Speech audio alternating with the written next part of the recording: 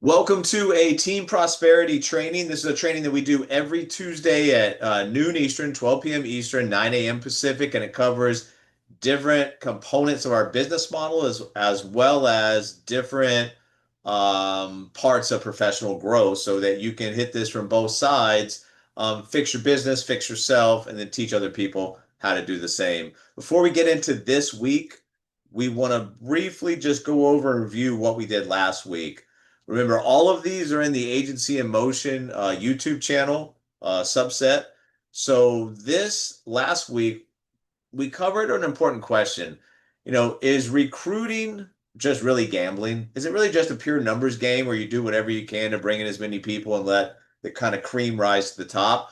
Or can you do some things on your own to maybe bring in less people, more qualified and talented people, spend time with those people, and understand how to really recruit beyond the initial sign up? Remember, recruiting continues after that sign up. It's really important that you guys understand you have to spend some time, not with everybody, but with the people that are trying and willing to make this happen.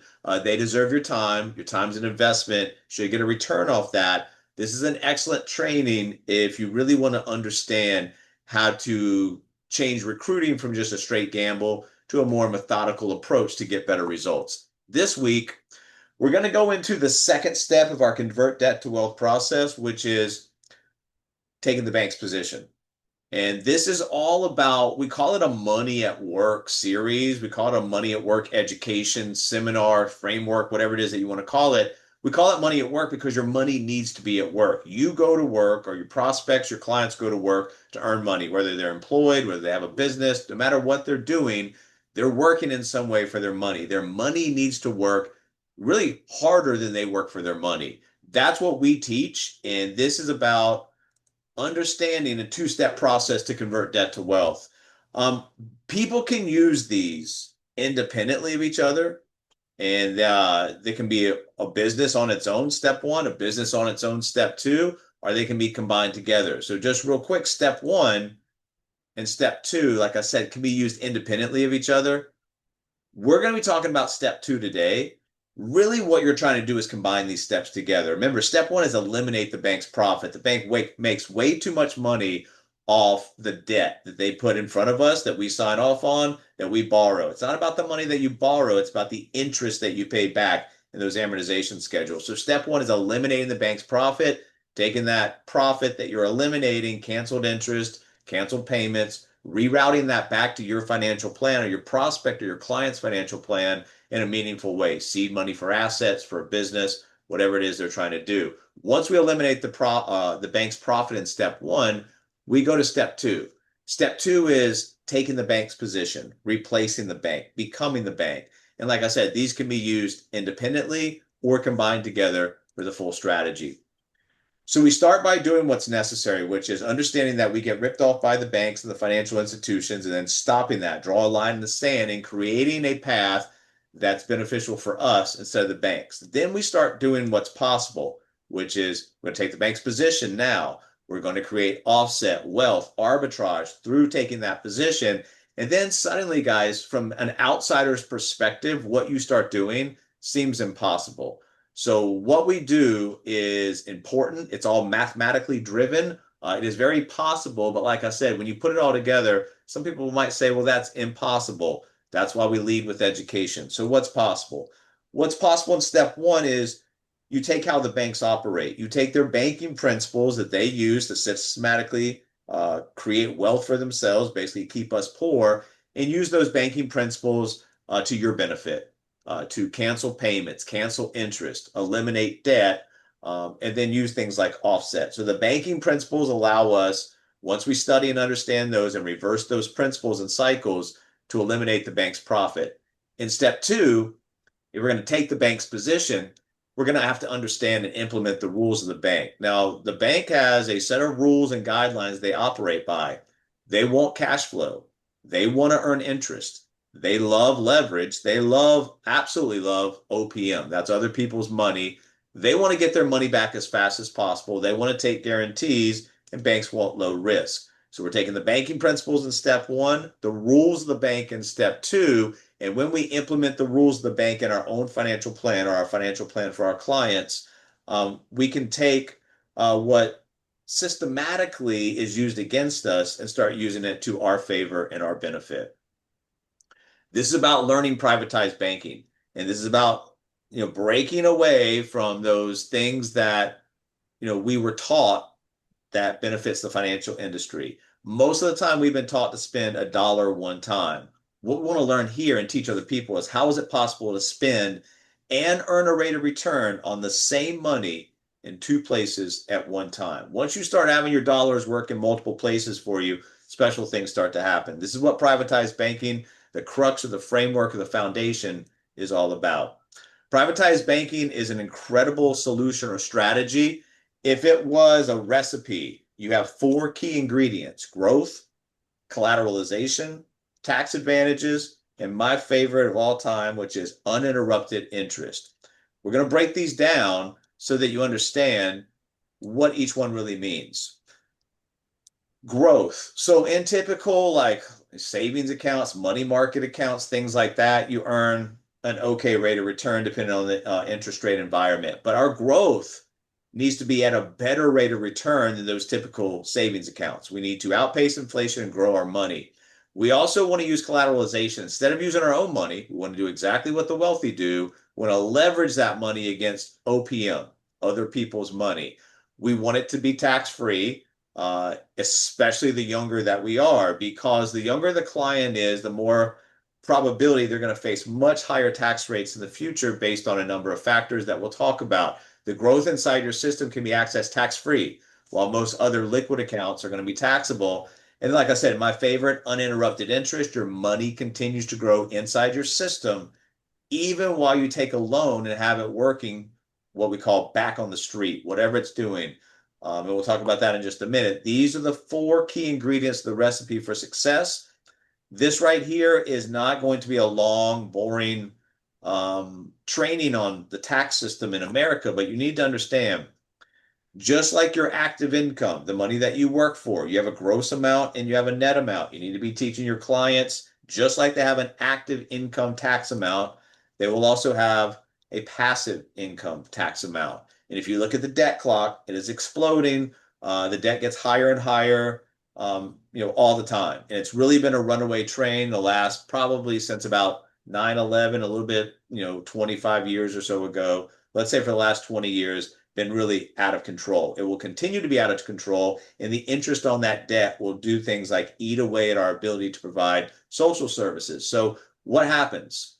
Well, when you look at that, $36 trillion, and you look at the liability for each U.S. citizen, that's about $700,000 each. Who's going to pay that? There's two tax systems in America, one for the informed, one for the uninformed. The uninformed will pay most of this tax bill going forward. Right now, we don't even print money anymore. We just, create it out of keystrokes. However, eventually what we call the medicine becomes the poison. We'll print so many dollars, there'll be so many in circulation, we'll lose our world reserve currency status, and there will be less demand for dollars. So in those instances, when you look at the debt and you look at the future of our company, how is the government, which they are addicts, their addiction is money, how are they going to come up for this shortage? Are they going to raise taxes? Are they going to change tax brackets? Are they going to eliminate tax deductions? If they do one, two, three, or more of these things, it's a basic shakedown of the American taxpayer. Whether you're Republican, Democrat, Independent, some other affiliation, we all should have the same common understanding that we can spend our money better than the government can spend our money. So once again, if we prepare we can't do anything about the storm, but if we prepare for ourselves and our clients with the appropriate equipment, we can shield ourselves from the rainstorm, or in this case, what we're talking about is future tax liability. Because if your client's current tax rate is this, their future tax rate is at least this based on a number of things coming from the CBO, Congressional Budget Office. So when you look at tax deferral, especially for the younger generation, it's not good for them. It's great for Uncle Sam. They're entering into a partnership with Uncle Sam where he at any time in that partnership can change the terms of that contract, and we have nothing that we can say. Raise the age, raise the whatever it might be, you have no say so. So if you're creating an income account or a retirement account for the future and it balloons up in value, which it should over time, all you're doing is creating this huge accounts receivable for Uncle Sam. You don't want to do that. You want to create control, peace of mind, remove the variables. Let's get back to talking about the second step of debt to wealth. So, how do we take the bank's position and build wealth and take care of some of these variables that are going to slap people across the face in the future? Well, we have to understand and we have to teach that privatized banking is not just a product. It's not just, some type of a money contract. It's a system and a product. And that's really important because there's some misconceptions and misinformation, especially online, about what this whole strategy really is. So let's review it. Privatized banking is a whole cash flow system of managing money with two critical components. Number one is the system. This is where you store your capital and you use your capital as collateral without interrupting the growth in what we're going to call the money warehouse. The product within that system needs to give you the most safety, liquidity, growth, as well as any additional benefits possible to give you, once again, the most control, which creates peace of mind. Think of this as a warehouse for your money and then teach other people to think about it as the same. So if we were going into business together and we were opening some type of a warehouse where we sold some type of inventory of parts, well, obviously we're looking for a good location. We're looking for the fact that, it's got a security system. It's got locks on the doors to keep people out. It's got fire insurance, flood insurance, everything that you'd want for a warehouse for physical inventory. Now, think about a warehouse for your money. You need a safe and reliable place to park your cash where it gets the most benefits. You're going to create a warehouse for your money. Well, what do you want? Well, there's some things to consider when picking out your money warehouse. How much can I use? How quickly can I access my money? How is it going to grow over time? And what are the guarantees? So we've taken these four things, we condensed them down to three really important things: safety, liquidity, and growth.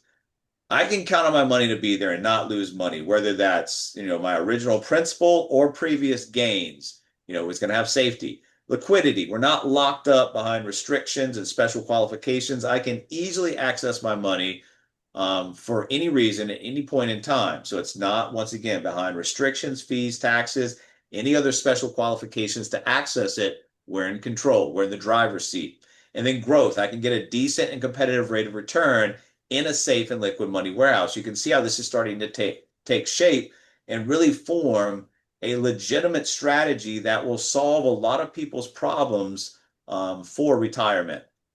The best money warehouse for past, present, and future reasons that we'll talk about is cash value life insurance. However, not all of these contracts are built the same. It is specific and tailor-fitted permanent cash value life insurance if and only if it passes the macro and the micro litmus test for the needs of the client. Think about a timeline of events. Up until the late 70s, the wealthy were abusing these contracts for tax shelters. Well, Congress passes some legislation that basically you have to buy a lot more insurance to put the same amount of money in as you did. So what that means is that it becomes more cost prohibitive to do the same type of things they were doing before. That stays on the books for about 40 years up until the time of COVID. COVID has a lot of disruptions. One of those is to the bond market. During this time, to provide stability and liquidity to the bond market, Congress approaches the insurance industry. They provide that, and that CARES Act, that 3,000-page legislation that was passed during COVID, first changes to these in almost 40 years. So what it does, it kind of unwinds or rewinds some of this legislation. It becomes what we consider the golden age of privatized banking. That legislation, you guys, was not meant for you and me, was not meant for our clients. It was meant for big banks and corporations. We just take advantage of it. So once again, for past, present, and future reasons, this is the golden age of privatized banking. You're still going to get inside insurance contracts those things that are protections from dying too soon. If you have a premature death, you've got insurance that goes to the people that you've invited to that inner circle. If you live too long, that's kind of a weird statement. What that means is if I'm a senior and I don't have the money to provide the lifestyle, that's living too long. That means my money uh, didn't outlive me. You want your money to live as long or outlive you, because if you don't, then you just have to make decisions about your standard of living and what's supposed to be your golden retirement age. And then become ill. We get sick or we get hurt along the way, whether we're paying off debt, whether we're accumulating assets. We want to make sure that we have something in place, a bridge of capital that either, if we don't have anything, saves us from foreclosure, bankruptcy, all those things. If we have assets, saves us from prematurely having to attack those. They're going to pay something for the insurance. How much do they pay for the living benefits on the front end? Zero. Those are no cost free riders on the front end. They will pay something for the face value of their insurance, depending on their age, what that face value is, and their health. The rest goes into, minus whatever policy fees and expenses there are, goes into what we've created, which is our money warehouse. Let's go back to the core question. How do I have my money in place working for me while still having the ability to use and access it for any time, for any reason? This is what it looks like, guys. This is what you're trying to create. It's called a circle of wealth. And this is all we're doing. Just like a bank has a capital reserve, these contracts, these money warehouses, we have a capital reserve that we want to keep so that we continue on and we don't have any implosions. Once that capital reserve is met one time, not continuously, just one time, the rest builds up and we use that as collateral. Whose money are we borrowing? Not our own. We're borrowing the insurance company's money. We retain our money in the money warehouse. We borrow the insurance company based on using this as collateral. And then that money that we put back on the street for education, for weddings, for cash flow assets, whatever it might be, we take the bank's position because now we're getting interest credits, we're paying a loan amount. Now that money that would have been spent anywhere is retained here. We still owe the bank money, or I'm sorry, the life insurance company money. We're making a credit spread. We're creating an asset from money that would have been spent anyway on the kid's education, on the kid's wedding, whatever it might be. There's a lot of different examples on the other side, but what you're teaching yourself and teach other people to do is retain capital over long periods of time, even though it was already technically used. So how is it that we continue to have our cash value and our policy continue to grow even as we borrow? Well, we talked about this, but your policy, your accumulated value is the collateral against any loans you take. Cash value continues to grow even when you borrow money because you still retain your original capital. We call this payable upon death. You can pay back loans if you want. It's not really creating arbitrage that way.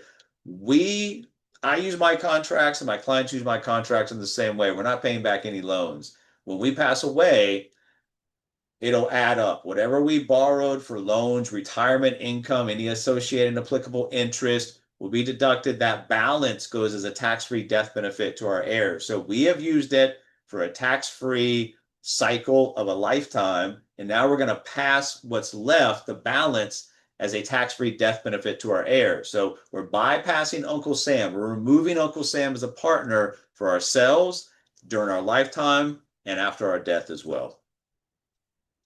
This is my favorite, you guys, the power of compound interest. Albert Einstein says it's the eighth wonder of the world. Those that understand it will benefit from it greatly. Those that do not understand it will pay dearly from their not understanding. The power of a compound interest, that means that in our strategy solution, in our money warehouse, means you're always taking advantage of compound interest, even while your money is out working somewhere else.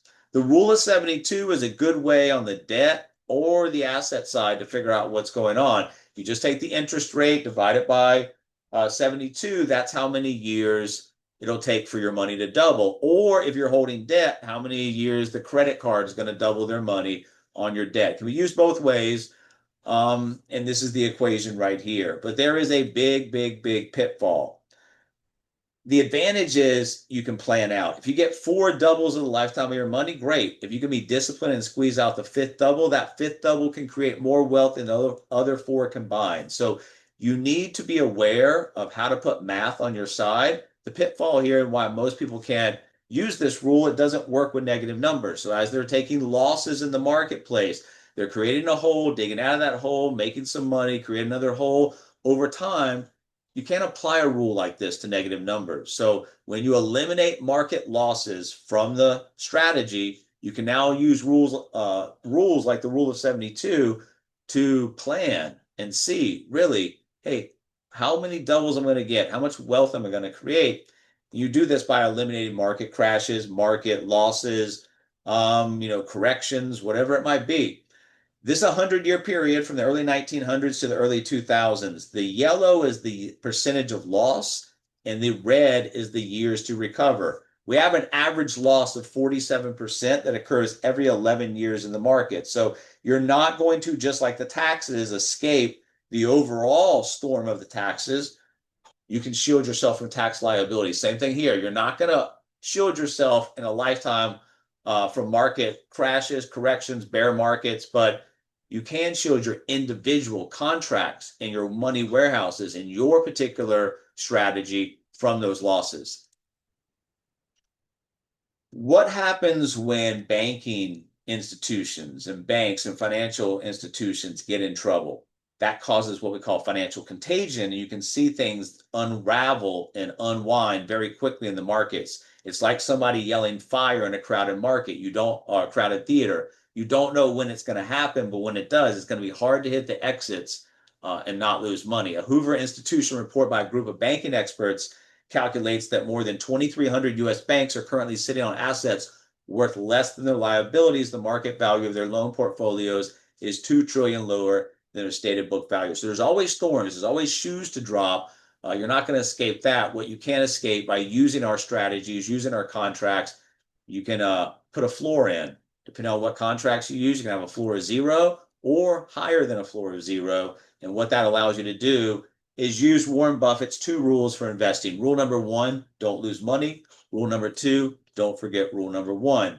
This shows you guys very clearly over about a 14-year period from 2000 to 2013 what happens when a straight $100,000 market investment goes into the S&P 500 versus a cash value life insurance contract that's pegged to the S&P 500 but has a 0 floor and a 13% cap. Well, first of all, let's go through this. Hold on 1 second, guys. When you're looking at the markets and you're looking at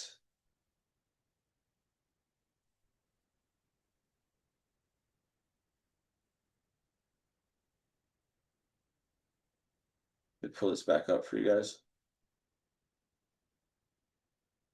When we are looking at the market and we are looking at where we are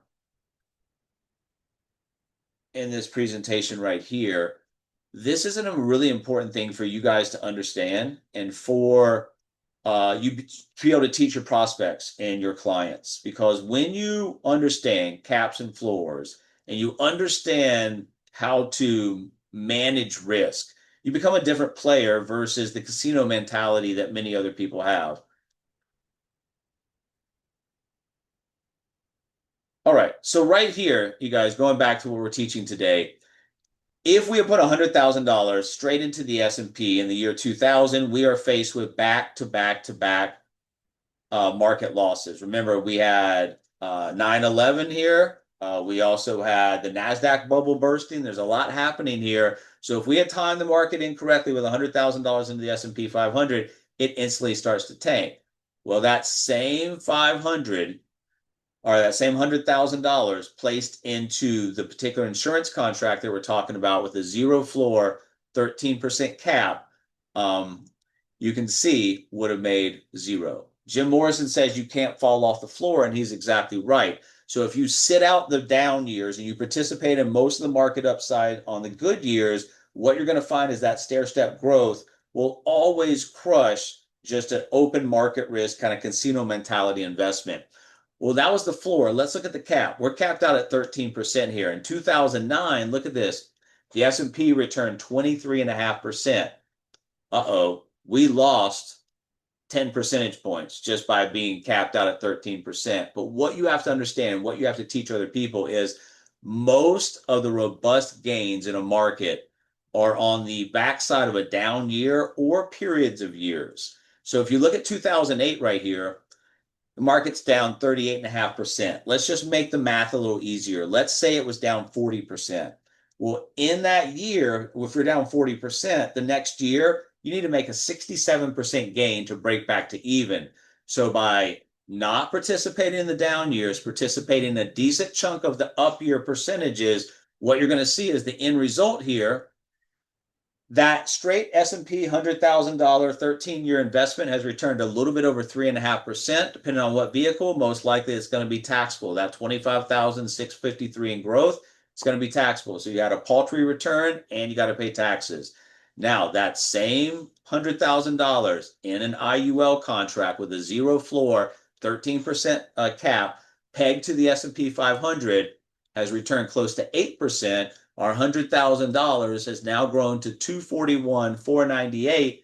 And guess what? That growth of 141,498 can be taken out as policy loans, which creates a tax exempt, tax free environment, whatever it is that you want to call it. So by making more and then not having to pay Uncle Sam, you can see why these type of contracts, these type of strategies are extremely important in today's marketplace and going forward.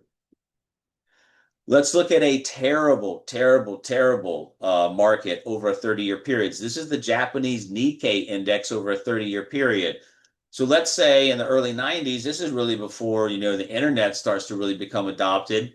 Where's the information coming from? It's coming from family members. Let's say you have an uncle over here and he says, hey, you got to understand the Japanese are taking over. And let's say around that time, you invest $100,000, somebody dies in your family, and your uncle convinces you to put in the Nikkei index and you're 35 years of age. It'll be a nice fortune by the time you turn 65 and want to retire. So you do that, the straight Nikkei investment of $100,000 over a 30-year period of time. You're now 65 years of age over here. Look what the index has done. Barely returned to where it was. These are lost 3 decades in a particular index. Now, if we take the same experiment and apply a 0% cap and a 0% floor and a 13% cap to this index with the same 100 grand over the same 30-year period of time, well, in the straight market investment, your $100,000 is now worth less than it originally was, like 87 and change. However, with a zero floor and a 13% cap, that 100 grand in this terrible market for 3 decades is now over $600,000. So floors and caps are extremely important. Why is that? Because you're not participating in this stuff, but you are participating in this stuff. Over this period of time, there are several different market cycles happening of downward markets that you don't participate in, and knee-jerk or longer up markets. That's what you're trying to do. Sit out the bad markets, participate in most of the good markets. Remember, this is a combination of both a system in place and a product. It's not magic. We're not waving wands. It's math, both sides, step 1 and step 2. And the power is in how you use it to get the results that you're looking for. So what does it mean when you combine both of these together? Well, if you're arbitraging with hybrid mortgage arbitrage or you're arbitraging debt payoff, if you use an offset like a savings account, well, it's your money. Nobody's going to need to know much. You can open up a savings account pretty easily.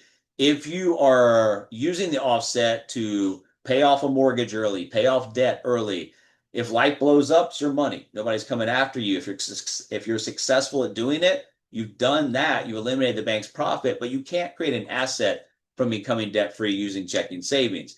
Now, if you use lines of credit, let's use a HELOC as an example. Let's say you want to use a HELOC to pay down your mortgage early. What's a recourse loan? You have to have the equity qualify, you have the credit to qualify. If life totally blows up, they're coming after you. If they can't get their money, they'll charge it off. The IRS will pick up where they left off. If you're successful in using something like a HELOC as the offset to pay down your debt early and eliminate the bank's profit, great. But just like checking and savings, you cannot create an asset from becoming debt free using a line of credit. That's why we look at these insurance contracts like the liquid insurance contracts. It's a non-recourse loan because if your policy cancels, lapses, ceases to exist, loans cease to exist. So If life totally blows up, then you have a non-recourse loan. If you're successful at doing this, just like the checking, savings, and the lines of credit, you've eliminated the bank's profit. But in this case, you've also done step two, replaced and become the bank, and you've arbitraged or you've created an asset from becoming debt-free. So there's multiple ways to look at helping your clients. Depends on what their goals are, what they're looking to do, and what they have the ability, financially speaking, to do. So where's the money? What is this really doing? Well, it creates a credit spread. And when you think about maybe if you put money into somebody's education or a wedding or business infrastructure, and you still have that money in one of these contracts over X period of years, making a credit, paying the loan back, the interest on that loan, well, now you can see how money makes money. So you can have that money go out and be the further working for you in things like real estate, investments, or business. So what we do and what we've been taught is wrong. You're not supposed to spend money just one time. If I save it up in my savings and spend it, it's gone. If I save it up in one of these contracts and loan the insurance company's money, I always retain my original capital. That's how we arbitrage funds. So we build foundations at like very minimal credit spreads. We don't want to do anything if all the stars align. We want to say, hey, this is most likely what's going to happen. And based on historical perspective and understanding, this is possible. One of the last things we want to discuss today is Wall Street just lies to everyone. And they create what we call mirage language. They create what we call an average return. That's how they speak to you. The only thing that you guys should care about for your money and your client's money is what we call a real rate of return. What does that mean? Well, average rate of return, Wall Street wants you to look at it this way. If you have 100 grand, you invest it, let's say it's into some AI technology and it's up 100%, it doubles. It's normal for those high flying assets to have a correction period. So let's say you begin year two with 200 grand, that same asset corrects, it's down 50%. Beginning of year one, end of year two, you have 100K. The real rate of return is zero. Wall Street wants you to look at it this way: 100% rate of return, 50% loss, 50% gain divided by 2 years, average gain of 25%. That's a mirage, guys. You talk about real rates of return. And to kind of finish this off today, most opportunities put your money to work just once. You put it in, earn a rate of return, take your money out. Privatized banking is unique because it offers the unparalleled opportunity to put the same money to work in two places at the same time. That's because when you put your money into privatized banking system or your money warehouse, it earns a rate of return for you. At the same time, you can also put it to work in another opportunity as well. Even while your money is out working in another way, continues to work inside your banking system, earning returns right alongside whatever else it's doing. That means we've answered the question, how do we have our money working in two places at the same time? It creates a money trail. It can create an asset. It can create future retirement income, and it can create freedom. You have to understand what your clients are looking for. This is just a bridge to get them there. So you understand their wants, their needs, their goals, their desires, and then you introduce, if appropriate and prudent, contracts like this, strategies like this to teach them how to create an end desired financial outcome they're excited about with a legit path to get there.